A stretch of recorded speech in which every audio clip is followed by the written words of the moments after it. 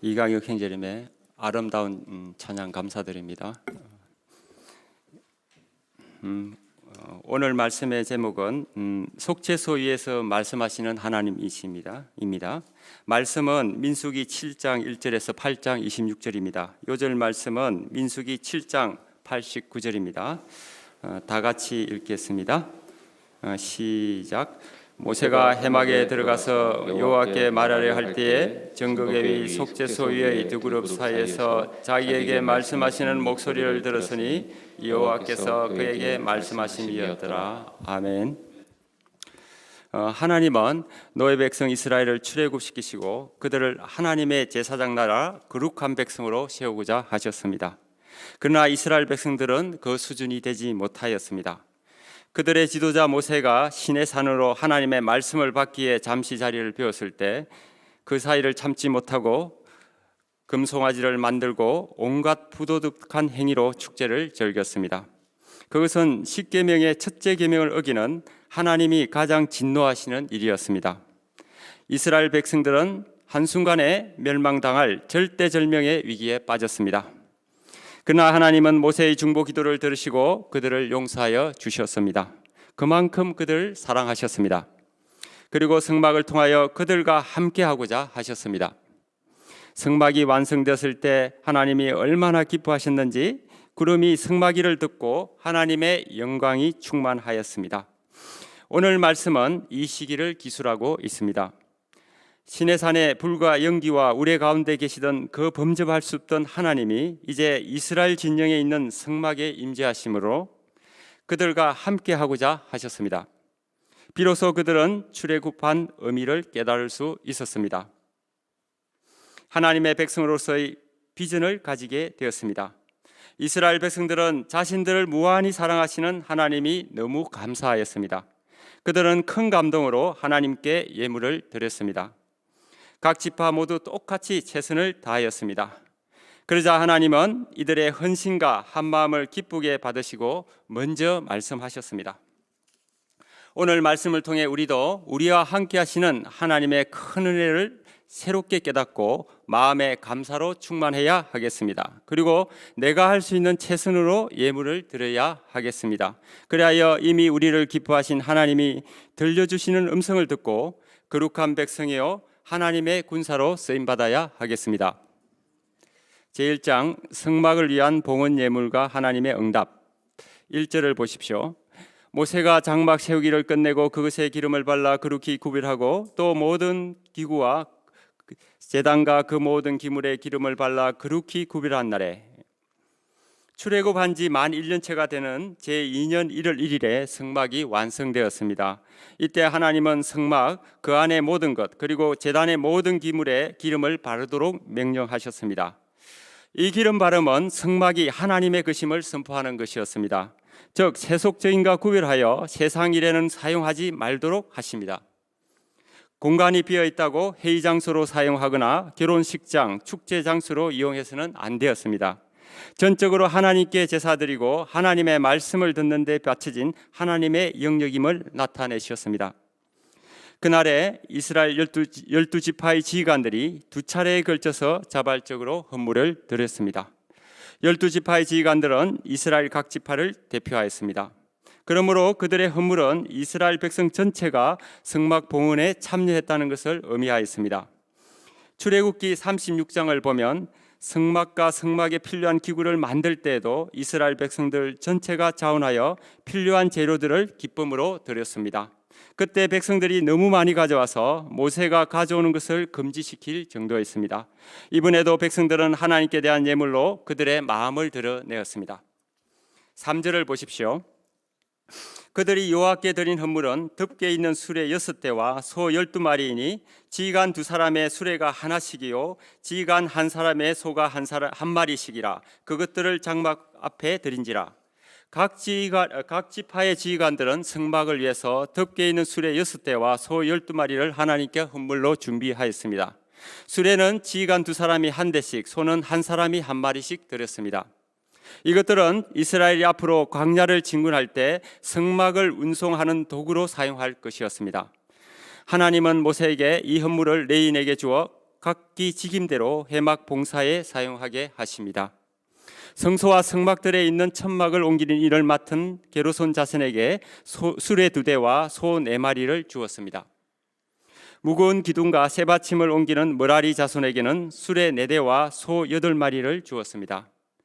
그러나 언약궤, 등잔, 성소의 제사기구 등 가장 거룩한 물건을 운반하는 일을 맡은 고핫 자손에게는 아무것도 주지 않았습니다. 여기서 주목할 것은 성막의 성물을 고핫 자손으로 하여금 반드시 직접 어깨로 메고 옮기도록 한 것입니다. 힘이 좋은 다른 사람에게 시켜서도 안 되고 수레에 실어서도 안 되었습니다. 성경에서 이 일을 잘못하여 큰 낭패를 본 사람이 있는데 바로 다윗이었습니다. 그가 통일 이스라엘 왕국을 세운 후에 가장 먼저 하고 싶었던 일이 아미나답의 집에 있던 언약궤를 다윗성에 모셔오는 것이었습니다. 그는 하나님을 이스라엘의 중심에 모시고 섬기기를 원했습니다. 그런데 거룩한 소원을 가지고 언약궤를 옮길 때 블레셋 사람들처럼 수레에 실어서 옮겼습니다. 나곤의 타작마당에 이르러서 소들이 놀랍게 뛰는 바람에 언약궤가 떨어지려고 하였습니다. 그 순간 암미나답의 아들 우사가 손을 내밀어 언약궤를 붙잡았습니다. 그러자 하나님이 크게 진노하셔서 우사를 쳐서 죽이셨습니다. 그날에 다윗과 이스라엘 백성들은 하나님을 섬기는 일에 두려움을 갖게 되었습니다. 고귀한 사명일수록 어깨를 지는 책임을 요구합니다.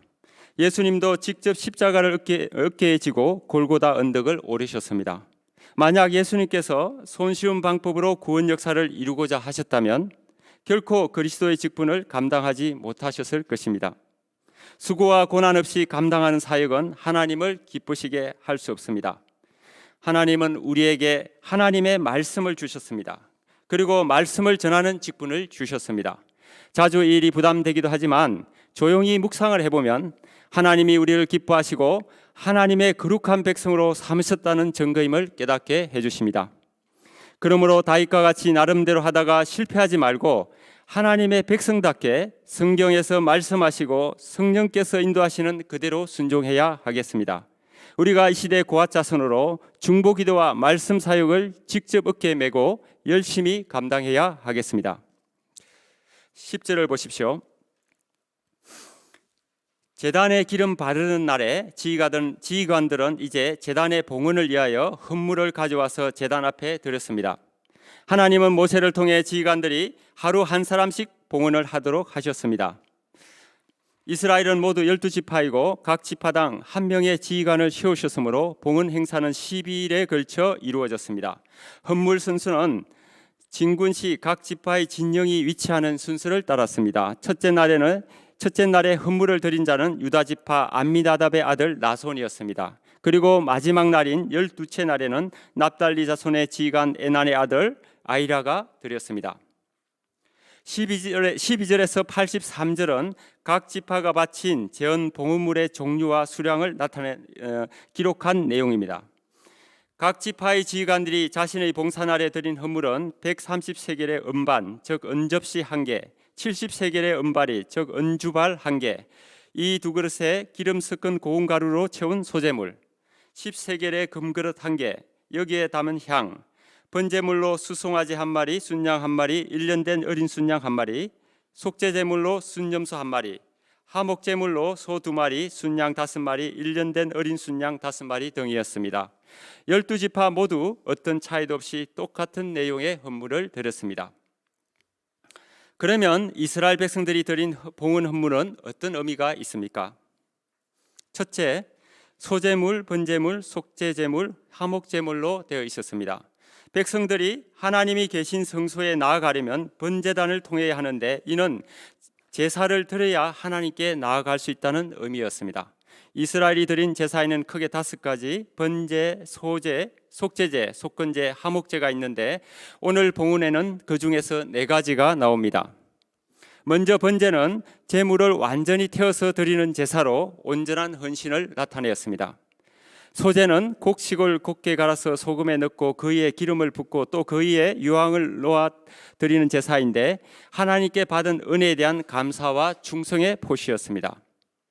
속죄제는 죄를 대속하기 위해서 드리는 제사였고, 화목제는 죄로 인해서 파괴된 관계를 회복하기 위해서 드리는 제사였습니다. 12지파의 지휘관들은 제단을 처음 사용할 때 이 네 가지 제사를 드림으로 가장 먼저 자신들의 죄를 속함받았습니다. 그리고 감사함으로 정결하게 된 몸을 온전히 하나님께 헌신하고자 하였습니다. 둘째, 정성스럽고 최선을 다한 봉헌 헌물이었습니다. 이스라엘 백성은 참으로 풍성하고 아름다운 헌물들을 아낌없이 즐거운 마음으로 하나님께 바쳤습니다. 이것들은 당시 그들이 얼마나 하나님께 헌신적이었으며 하나님을 영화롭게 하는 일에 열심을 내었는지를 보여줍니다. 12지파 가운데 유다 지파는 74,600명으로 가장 많았고, 므낫세 지파는 32,200명으로 가장 적었는데, 그런데도 똑같은 예물을 기쁨으로 드렸습니다. 모두 같은 제물을 드렸기 때문에 이하 동문이라고 간단히 기록할 수 있었습니다. 그러나 저자 모세는 토시 하나 틀리지 않게 어느 지파가 무슨 예물을 드렸는지 12분이나 반복해서 기록하였습니다. 이는 하나님이 이스라엘 백성들이 드린 헌물을 일괄적으로 받으신 것이 아니라 각 지파별로 인격적으로 받으셨다는 것을 나타내었습니다. 또한 하나님은 우리가 드린 헌물이나 헌신은 하나도 잊지 않고 다 기억하신다는 것입니다. 히브리서 6장 10절, 하나님은 불의하지 아니하사 너희 행위와 그의 이름을 위하여 나타낸 사랑으로 이미 성도를 섬긴 것과 이제도 섬기고 있는 것을 잊어버리지 아니하시느니라. 하나님은 우리의 사랑과 수고와 헌신을 하나도 잊지 않고 다 기억하십니다. 무엇보다 하나님은 하나님께 자신을 헌신하여 섬기는 자들을 기뻐하시고 소중히 여기십니다. 89절을 보십시오. 89절을 다 같이 읽겠습니다. 시작. 모세가 해막에 들어가서 여호와께 말하려 할 때에 정극의 위 속세수 위의 두 그룹 사이에서 자기에게 말씀하시는 목소리를 들었으니 여호와께서 그에게 말씀하심이었더라. 아멘. 12지파의 봉헌이 끝나자 모세는 성막에 들어가서 모든 것이 완성된 것을 하나님께 보고 드리고자 하였습니다. 그런데 하나님이 먼저 지성소 정극의 위 속죄소의 두 그룹 사이에서 말씀하셨습니다. 이는 곧 하나님이 이스라엘이 드린 예물을 기쁘게 받으셨음을 나타내신 것이었습니다. 하나님이 성막의 지성소에서 모세에게 말씀하신 데서 성막의 존재 목적이 나타납니다. 성막은 하나님을 만나는 장소요, 하나님의 말씀을 듣고 아뢰는 곳이 되었습니다. 즉 하나님은 성막에서 말씀을 통해 그 백성을 친히 인도하고자 하셨습니다. 또 이스라엘 백성에게 제사함의 축복을 주고자 하셨습니다. 그러나 그들이 애굽이나 앞으로 싸울 가나안 족속보다 결코 훌륭해서 그렇게 된 것이 아니었습니다. 오직 하나님이 함께 하셨기 때문이었습니다. 이 시대의 성막은 교회입니다. 교회가 거룩한 장소인 것은 건물이 화려하거나 사람들이 많기 때문이 아닙니다. 바로 그곳에 계신 하나님 때문입니다. 그러므로 교회에서 하나님의 말씀을 듣고 말씀에 순종하는 법을 배워야 합니다. 사도 베드로가 예수님의 수제자가 되고 복음 역사에 귀하게 쓰임받을 수 있었던 것도 영생의 말씀이 주께 있사오니 우리가 누구에게로 가오리까 하며 주님의 말씀을 붙들었기 때문입니다. 하나님의 말씀이 없는 신자는 금만 화려한 바리새인에 불과합니다. 하나님은 우리에게도 말씀을 주시고 인도하시며 거룩한 족속으로 삼고 계십니다. 이는 우리가 결코 훌륭해서가 아닙니다. 우리 하나님이 함께 하신 은혜 때문입니다. 우리에게 필요한 것은 이 은혜를 늘 기억하고 불러주신 것을 감사하는 것입니다. 우리를 더럽게 하는 음란, 탐심, 염려, 불신, 교만, 시기심을 날마다 입으로 시인하여 회개하고 주님께 나아가는 것입니다. 그럴 때 하나님은 세미한 음성으로 말씀을 들려주시고 계속 이 시대에 왕같은 제사장으로 살도록 도와주실 것입니다. 제2장 레인의 정결식. 8장 1절에서 4절은 성소 안에서 등불을 밝히라는 하나님의 명령과 등잔대의 제도에 대한 말씀입니다. 성막 안은 4개의 천막이 덮여 있고 창문이 없었습니다. 그러므로 등불이 없으면 칠흑같이 어두웠습니다. 등잔대는 어두운 장소를 밝히는 유일한 빛이었습니다. 이 등잔 때는 하나님이 설계하시고 그 양식을 모세에게 보여줘서 만든 것으로 순금 한 달란트 약 40kg에 달하는 금을 쳐서 만들었습니다. 나뭇가지 모양을 한 7개의 줄기에 끝에는 살구꽃 모양의 등잔대가 달려 있어서 등불을 켜면 매우 밝고 아름답다고 합니다. 하나님은 이런 등잔불을 켜는 직무를 대제사장 아론에게 맡기셨습니다. 하나님은 빛이십니다. 등불을 켜서 밝히는 것은 하나님이 성막 안에 계시고 일하심을 나타내었습니다. 등불을 켤 때는 7 등잔을 등잔대 앞으로 비추게 하라고 하십니다. 그러면 등잔대 앞의 12덩어리의 떡이 놓여있는 떡상이 환히 드러났습니다. 이 떡상은 이스라엘 12지파를 상징하였습니다. 그러므로 등잔대를 앞으로 비추는 것은 빛이 하나님께로부터 나와 이스라엘 12지파에게로 향하는 것을 의미하였습니다. 제사장이 해야 할 중요한 임무 중에 하나는 하나님의 생명의 빛을 밝혀서 이스라엘 백성들에게 비추는 것이었습니다. 마찬가지로 이 시대의 제사장인 우리가 해야 할 중요한 임무는 하나님의 말씀의 빛을 잘 밝혀서 사람에게 비추는 것입니다. 그리하여 사람들의 내면 깊은 곳에 있는 어둠과 죄의 소욕을 몰아내야 하겠습니다. 마태복음 5장 14절에서 예수님은 너희는 세상의 빛이라 산 위에 있는 동네가 숨겨지지 못할 것이요 말씀하셨습니다. 산 위에 있는 동네, 즉 산 위의 빛나는 도시는 산 위에 있기에 모든 사람이 볼 수가 있습니다. 산 위 동네가 빛을 비추면 그 산 아래 사는 사람들도 밝게 될 것입니다. 잔 윈트롭은 캠브리지대 출신의 법률가로 미국 개척기의 지도자였습니다. 철저한 청교도였던 그는 신대륙에 성경에 기초한 국가를 세우겠다는 이상에 불탔습니다. 그는 1629년 1000여 명의 청교도들을 5척의 배에 타고 신대륙을 향하여 가던 중 선상에서 기독교 사랑의 모델이란 제목의 설교를 하였습니다. 그는 자신들이 세울 공동체가 언덕 위의 도시, A City on the Hill, A City on the Hill입니다. 그러니까 되어 지상의 모든 국가와 교회가 우러러 볼 수 있는 공동체가 되어야 한다고 역설하였습니다. 그는 자신들의 이민이 하나님과 계약을 맺게 되는 것으로 성공과 실패의 여부는 하나님과 자신들 사이에 맺어진 계약을 얼마나 충실히 이행하느냐에 달려있다고 하였습니다. 즉 계약에 충실하면 하나님이 그들의 편이 되어 그들로 새 땅에서 성공하게 할 것이며 계약을 무시하면 진노를 발하실 것이라고 하였습니다. 이 설교는 장차 다가올 미국의 건국기념이 되었습니다. 우리나라는 우상 숭배와 사마니즘으로 하나님을 알지 못하던 나라였습니다. 그러나 19세기 많은 선교사와 순교자들을 통해 복음의 빛이 비추게 되었습니다. 그 결과 오늘날 기독교 신자 수는 전체 인구의 20%, 해외 파송 선교사는 세계 2위로 제사장 나라 거룩한 백성으로 쓰임받고 있습니다. 우리 모임은 60여 년 전 이사무엘 목자님, 베사라 선교사님의 기도와 비전으로 시작되었습니다. 그동안 캠퍼스 복음 신앙의 기초를 든든히 놓고 많은 제자를 세우며 선교사를 파송하였습니다. 그런데 어느 날 사회 환경의 변화로 인본주의, 물질주의, 혼합신앙 등의 많은 도전을 받고 있습니다. 그러나 이런 현실을 바라보지 말고 하나님과 약속을 믿고 순종했던 아브라함처럼 하나님의 공동체의 미국을 꿈꾸었던 잔 윈스롭처럼 다시 제사장 나라의 비전을 우리는 붙들어야 하겠습니다. 그리하여 놀라운 하나님의 영적 축복을 받고 감당하는 신앙 공동체가 되어야 하겠습니다. 5절부터는 성막 봉사를 위해서 레인을 구별하여 하나님께 요제로 드리는 말씀입니다. 하나님을 섬기려면 정결해야 했습니다. 그러므로 하나님은 정결 예식을 통해서 먼저 레인을 정결하게 하십니다.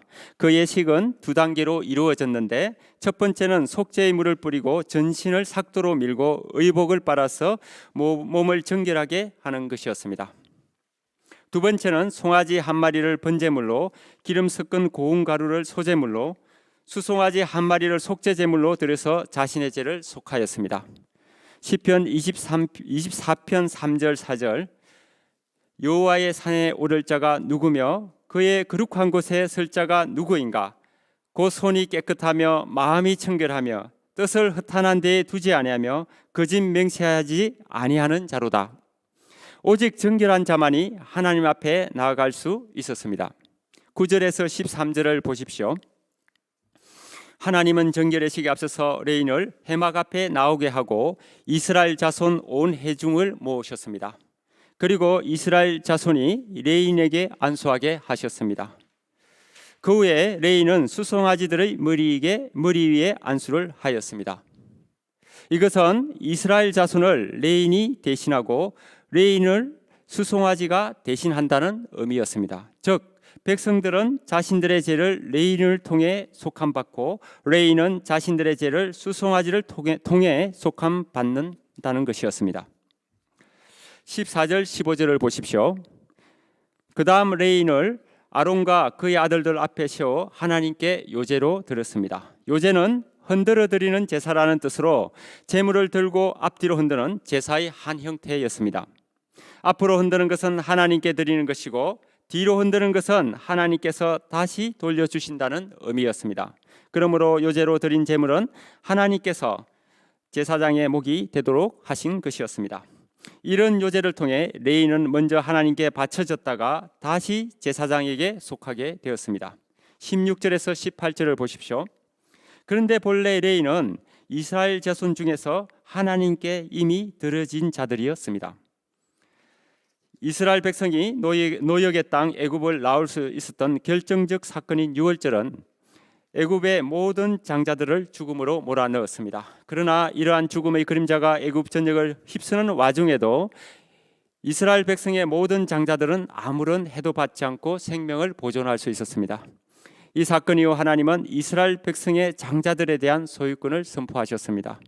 그런데 하나님은 은혜로 이스라엘 장자들 대신 레인을 당신의 소유로 삼으시고 그들로 하여금 오직 당신만을 섬기도록 하셨습니다.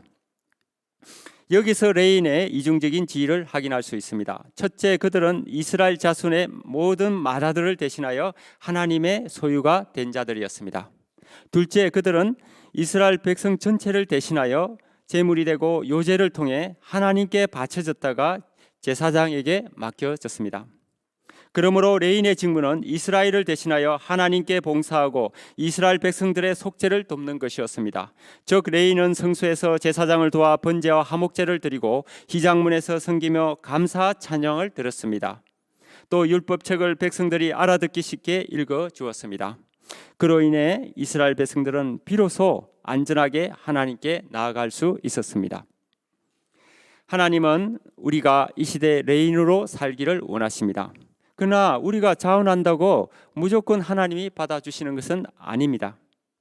레인이 하나님께 나왔을 때 정결 예식을 한 것처럼 우리도 정결을 회복해야 하겠습니다. 그러면 어떻게 정결을 회복할 수 있습니까? 먼저 레인이 속죄의 물로 삭도로 옷을 빨아 몸을 정결하게 하였다면 우리는 예수님의 보혈로 날마다 죄를 씻음 받아야 하겠습니다. 그 다음 레인이 요제를 통해 성소의 직무를 담당한 것처럼 하나님의 거룩한 산제물이 되도록 간구하고 나를 전적으로 하나님께 드려야 하겠습니다. 그럴 때 하나님은 우리를 이 시대의 레인으로 사용하실 것입니다. 23절에서 26절은 레인의 직무 연한에 관한 내용입니다. 하나님은 레인의 봉사기간을 25세에서 50세까지로 정해주셨습니다. 25세부터 30세까지 수습기간을 보내고 그리고 인생의 가장 아름답고 활력이 넘치는 때인 30세부터 50세까지 하나님을 전심으로 섬긴 후에 50세부터는 맡은 직분을 내어놓고 쉬도록 하십니다. 그러나 쉰다고 해서 완전히 은퇴하는 것은 아니었습니다. 힘든 일을 하지 않을 뿐이지 성전의 비품관리, 견습생, 교육 등을 담당하며 전심으로 섬겼습니다. 우리 교회도 레인과 같이 이름도 없이 빛도 없이 조용히 충성하는 분들이 많습니다. 우리는 이분들의 헌신과 수고에 감사하는 마음을 가져야 하겠습니다. 뿐만 아니라 우리 자신도 적극적으로 레인과 같이 하나님의 일을 섬기는 일에 헌신하며 거룩한 이 시대의 제사장이 되어야 하겠습니다. 저는 오랫동안 새벽 기도를 해오고 있었습니다. 그러나 저의 본성은 잘 변하지 않았습니다. 여전히 직장에서 인내하지 못하였으며 다른 일을 판단하기를 잘하였습니다. 하나님 편에서 살고자 하는데 기쁨이 생기지 않았습니다. 로마서 7장 24절 오라 나는 공고한 사람이로다 이 사망의 몸에서 누가 나를 건져내랴. 이 말씀이 절감이 되었습니다. 그래서 최근에 깝깝한 심정으로 하나님께 나아가 도대체 무엇이 문제인지 깨닫게 해주십사고 기도드렸습니다. 그때 하나님은 레위기 11장 45절 내가 거룩하니 너희도 거룩하라는 말씀을 주셨습니다.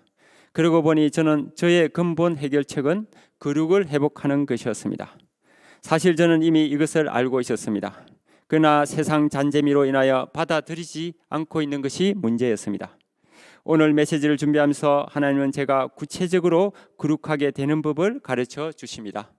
먼저 정결 예식을 통해 깨끗하게 되는 것입니다.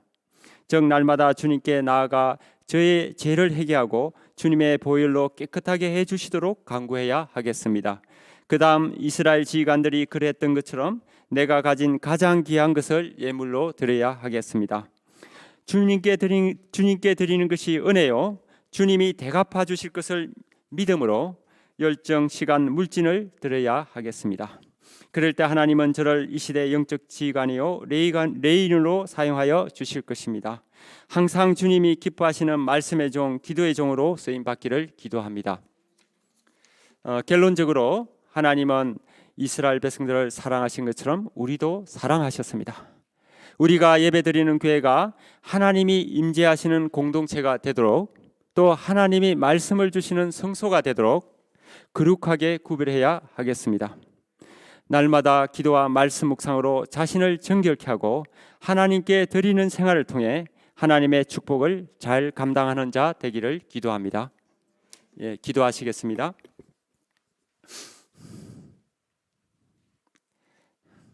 하나님 아버지 감사합니다. 이 시대 제사장으로 또 레위인으로 부르신 것을 믿고 감사드립니다. 저희가 늘 거룩하게 하시고 주신 사명을 충성하게 도와주십시오. 또 저에게 주신 축복인 열정과 시간과 물질을 주의 역사에 기쁜 마음으로 드리는 생활 잘 감당할 수 있기를 기도합니다. 모든 말씀 예수님의 이름으로 기도합니다. 아멘.